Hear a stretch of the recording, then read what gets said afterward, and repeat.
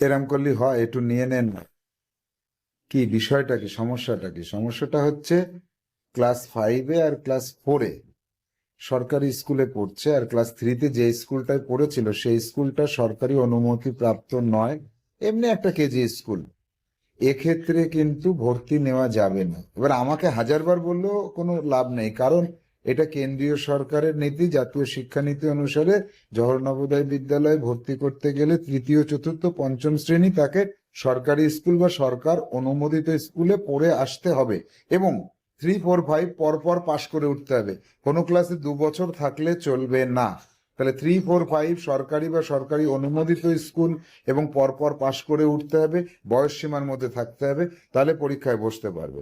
আর পরীক্ষায় পাশ করতে পারলে তবেই গিয়ে ভর্তির প্রক্রিয়া।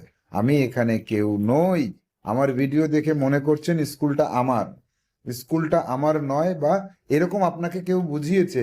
যারা এই পড়ানোটা পড়াচ্ছে তারা বোধহয় অনেক ক্ষমতার অধিকারী, তাদের হাতে অনেক ক্ষমতা থাকে, তারা স্কুলে যা খুশি তাই করতে পারে। স্কুলে গিয়ে ভিডিও করলাম, স্কুলের ভিডিও ছেড়ে দিলাম, স্কুলে আমার হাত আছে, এগুলো কোনো বিষয় না। বিষয় হচ্ছে দিল্লি থেকে নির্ধারণ করে, আর দিল্লি থেকে যে নিয়মটা বলে দিয়েছে এটা হবে না, সেটা কারোর ক্ষমতা নেই। সে যেই হোক না কেন, সে যত বড় ব্যক্তিই হোক না কেন, এটা মনে রাখবেন। জেনে নিলেন তো?